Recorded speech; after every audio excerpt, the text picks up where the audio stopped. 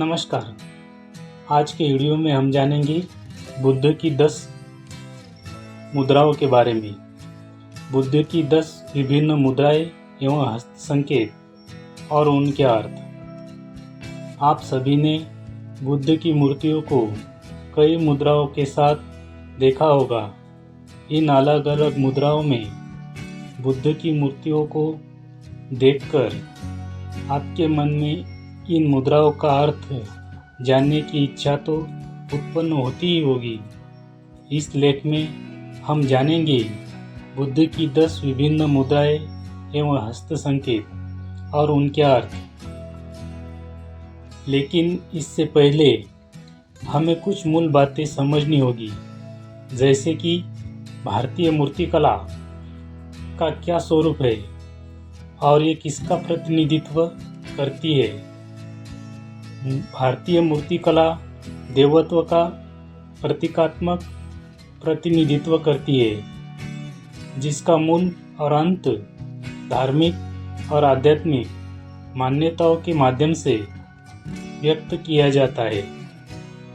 इसलिए बुद्ध के अनुयायी बौद्ध ज्ञान या अनुष्ठान के दौरान शास्त्र के माध्यम से विशेष विचारों को पैदा करने के लिए बुद्ध की छवि को प्रतीकात्मक संकेत के रूप में इस्तेमाल करते हैं।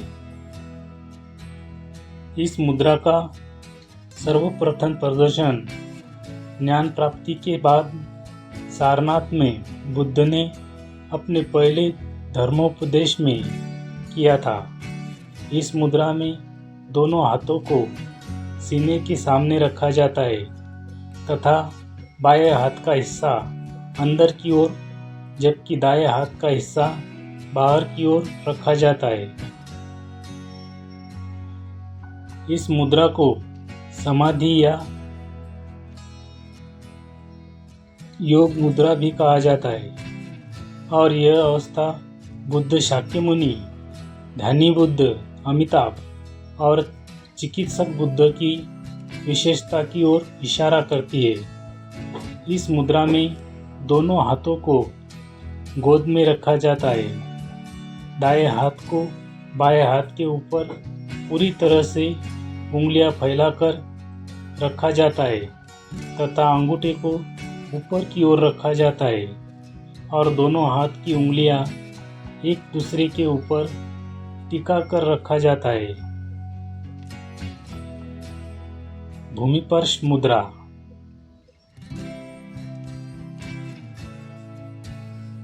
इस मुद्रा को पृथ्वी को छूना, टचिंग द अर्थ भी कहा जाता है, जो कि बुद्ध की ज्ञान प्राप्ति के समय का प्रतिनिधित्व करती है, क्योंकि इस मुद्रा से बुद्ध दावा करते हैं कि पृथ्वी उनके ज्ञान की साक्षी है। इस मुद्रा में सीधे हाथ को दाएं घुटने पर रखकर हथेली को अंदर की ओर रखते हुए जमीन की ओर ले जाया जाता है और कमल सिंहासन को छुआ जाता है। वरद मुद्रा। यह मुद्रा अर्पण, स्वागत, दान देना, दया और ईमानदारी का प्रतिनिधित्व करती है। इस मुद्रा में दाएं हाथ को शरीर के साथ स्वाभाविक रूप से लटका कर रखा जाता है।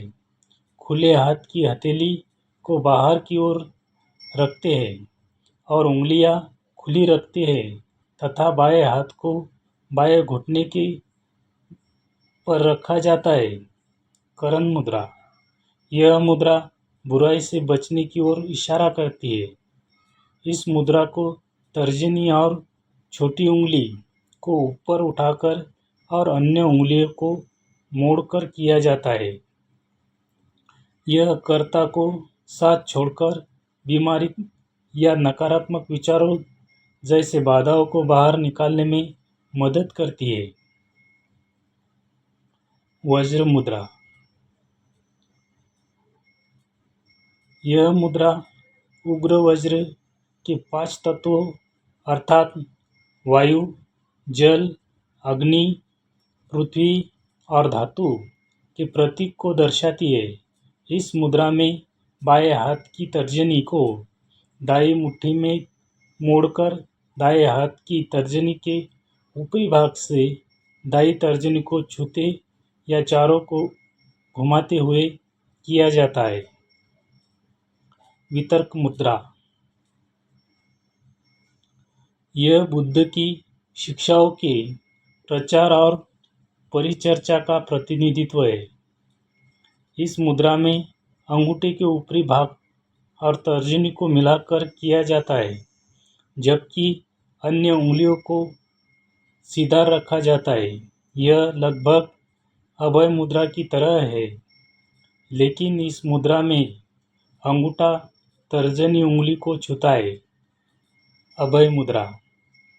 यह मुद्रा निर्भयता या आशीर्वाद को दर्शाता है, जो कि सुरक्षा, शांति, परोपकार और भय को दूर करने का प्रतिनिधित्व करता है तथा बुद्ध शाक्यमुनि और ध्यानी बुद्ध अमोघ सिद्धि की विशेषताओं को प्रदर्शित करती है।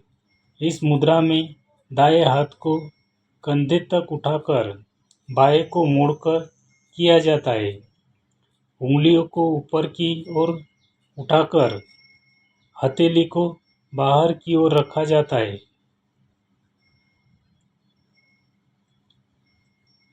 उत्तर बोधि मुद्रा। यह मुद्रा सार्वभौमिक ऊर्जा के साथ अपने आप को जोड़कर सर्वोच्च आत्मज्ञान की प्राप्ति को दर्शाती है। इस मुद्रा में दोनों हाथ को जोड़कर हृदय के पास रखा जाता है और तर्जनी उंगलियां एक दूसरे को छूते हुए ऊपर की ओर होती है और अन्य उंगलियां अंदर की ओर मुड़ी होती है। अंजलि मुद्रा। इसे नमस्कार मुद्रा या हृदयांजलि मुद्रा भी कहते हैं, जो अभिवादन, प्रार्थना और आराधना के इशारे का प्रतिनिधित्व करती है।